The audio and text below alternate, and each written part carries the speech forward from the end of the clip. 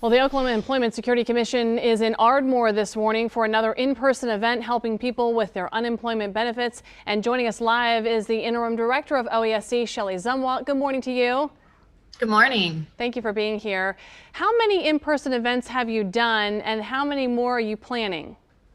Well, we started on July 1st. We did 8 events in Oklahoma City, 5 in Tulsa, and we're on our second day in Ardmore. I think at this point, we did not see the turnout at Ardmore that we saw in Oklahoma City and Tulsa, which is actually a really good sign because that means that we're meeting the need there. And we didn't even have a line when we handed out tickets. So at this point, we don't have any more events planned, but I'm never going to say never on that one. If it's necessary, then we'll look into it. Okay, so by my math, that's 15 events that you've had, in-person events. Let's get through some questions that we've had from our viewers. So somebody says, what about people who have gotten an unemployment denial, only have 10 days to appeal, but they can't get through to someone? Yeah, actually, I've got 2 answers on that one. The first thing is if you got a denial and we go from the postmark date. So I think some of those are postmarked July 14th, but they weren't sent, it didn't get mailed until the 24th. We will go from the postmark date on that, not the date on the letter. The second thing is a lot of those denials that went out were because people answered a question on the PUA application where it says, have you been denied traditional or UI benefits? Because you have to be denied to qualify for PUA. And if you say no on that, you'll automatically get a denial letter. Because obviously, part of the process is getting denied traditional benefits to qualify for PUA. So for those people, I will say before you file an appeal, if that is your situation where you applied for PUA but did not apply for UI beforehand, apply for UI. Do not file an appeal because the appeals process is going to be longer. And what you really need to do is get denied traditional unemployment benefits in that process.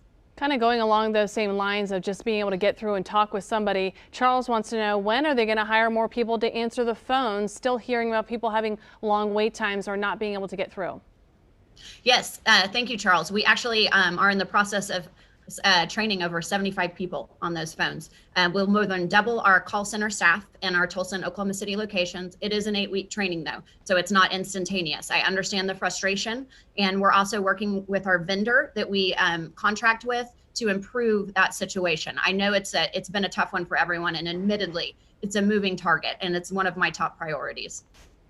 Kevin wants to know, what are they doing to keep Oklahomans' privacy or private information safe? We've had, the fraud concerns that people have had. Again, not that it started in your agency, but then someone took information and tried to exploit it through OESC. What's being done to protect people? Yeah, actually, we're doing quite a bit on that front. We're working with Conduit, the credit card vendor, we have stopped direct transfers to 3 different financial institutions that have been associated with fraudulent activity. We're requiring the card in hand so that you have that CVV code to do a direct deposit, which will cut off the fraudulent activity that happens sometimes while the card's in transit. Additionally, we've mitigated over 100,000 fraudulent claims. We put stops on them before anything happened. And we're also working with Conduit to recover funds. And we're looking at about 75 million that we're going through the process of recovering right now. Okay, we have got this question here. If you've been on pandemic unemployment with medical issues, medical documentation, but you're fired for not returning, this person's a bartender, due to said issues and rising numbers, they're concerned about their health in that environment, are you still eligible for unemployment, feeling like they cannot go back to an unsafe environment?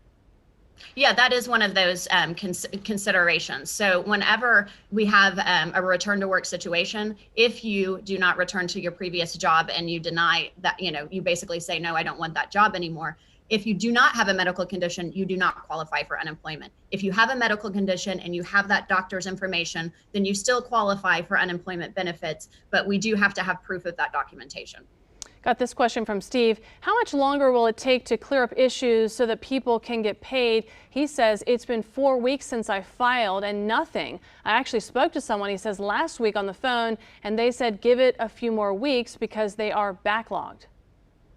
So that's a tough one. Without knowing what Steve's issue is, it could probably, I mean, I don't know what would spur a customer service person to say that specifically if there wasn't a fraud issue associated with it.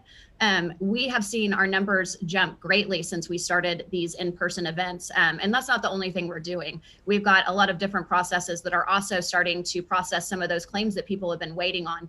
I hate to say this, and I know that it's frustrating when I do say this, but without knowing what his specific issue is, it's really hard for me to say he's an anomaly or that that's just part of the process right now.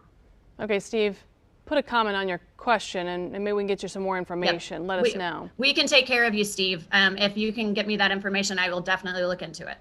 Armando says, what are they doing to ensure that people are actively searching for jobs during the unemployment period? I don't know if that falls under your umbrella, but we've talked a lot about people that are truly in need. But is there any concern that people may not be doing what they need to do to get back to work?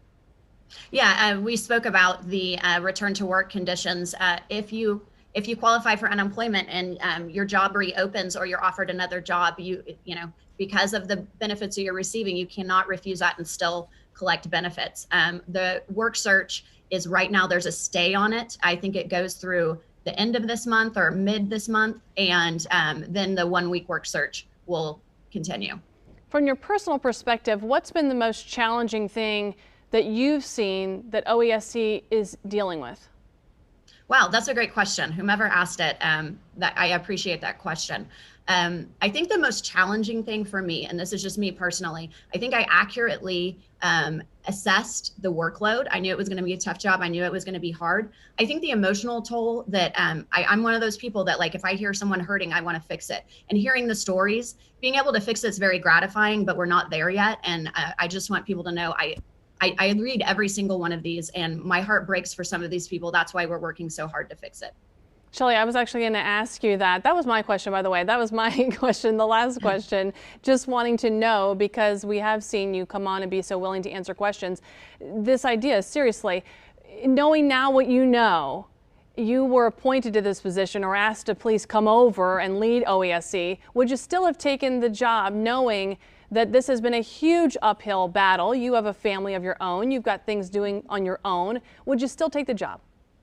Absolutely. I think I will never again in my career have the possibility to help this many people in, you know, such a short amount of time. And I'm a public servant at my heart. And so being able to, you know, see some progress in this and ultimately fix this will probably be, you know, the highlight of my career. And I really am passionate about it. Shelly Zumwalt, we so appreciate you and again, appreciate your willingness to help. We know earlier this week I reached out to you and you've helped some people that we were able to find, you know, some numbers and find some things and make it right. So we appreciate you and look forward to having you back on as we continue to get folks their money, and we thank you for everything. Yeah, thank you, Maggie. All right, take care and have a good day there in Ardmore. This again, the last event of 15.